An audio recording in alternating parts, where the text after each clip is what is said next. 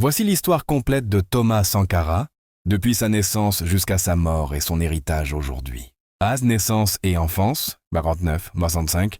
Thomas Isidore Noël Sankara est né le 21 décembre 1949 à Yako, une petite ville du Haut-Volta, aujourd'hui Burkina Faso.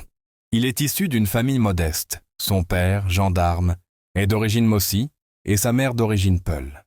Thomas grandit dans un environnement discipliné et religieux, où il développe très tôt un sens de la justice, du travail et de la responsabilité. Il effectue ses études primaires et secondaires à Bobo-Dioulasso, où il se distingue par son intelligence et son esprit critique. Très jeune, il s'intéresse déjà à la politique et à l'histoire des grands, révolutionnaires africains, aux carrières militaires et éveil politique, 1966-1980. Après ses études secondaires, il entre à l'Académie militaire de Kadiogo à Ouagadougou, puis poursuit sa formation à Madagascar, où il découvre les idéaux marxistes et panafricanistes. Il assiste là-bas à la révolution malgache de 1972, ce qui renforce sa conviction qu'un changement social profond est possible en Afrique. De retour au pays, il devient officier et gagne le respect de ses camarades pour son intégrité et son patriotisme. Il fonde, avec d'autres jeunes officiers, un groupe de réflexion politique révolutionnaire.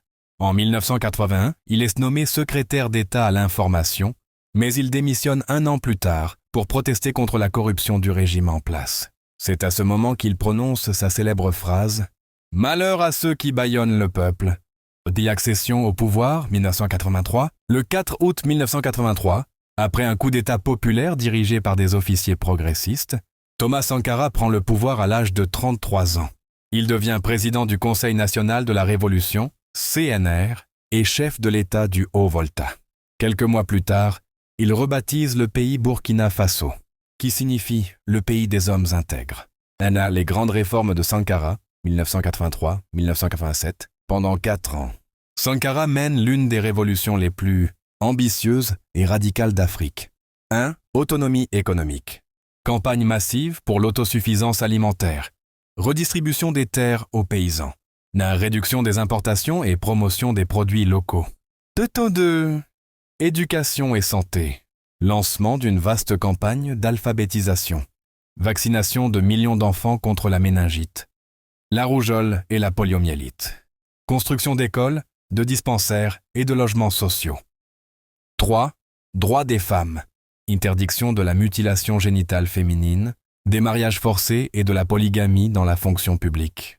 Encouragement à la participation des femmes dans la vie politique et militaire. 4. Lutte contre la corruption. Sankara réduit les salaires des ministres, y compris le sien. Il roule dans une simple Renault 5, refuse les privilèges et donne l'exemple d'une gouvernance sobre. 5. Écologie et reboisement. Lancement de campagnes de plantation d'arbres pour lutter contre la désertification. Valorisation des ressources naturelles locales. Conflits et opposition.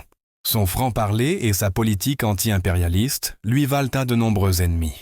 À l'intérieur, certains militaires et politiciens critiquent son autoritarisme. À l'extérieur, il dérange des puissances occidentales et certains pays africains voisins. Assassinat, 1967. Le 15 octobre 1987, Thomas Sankara est assassiné lors d'un coup d'État mené par son ancien ami et compagnon d'armes, Blaise Compaoré. Sankara et 12 de ses collaborateurs sont tués à Ouagadougou. Compaoré prend alors le pouvoir et annule la plupart de ses réformes.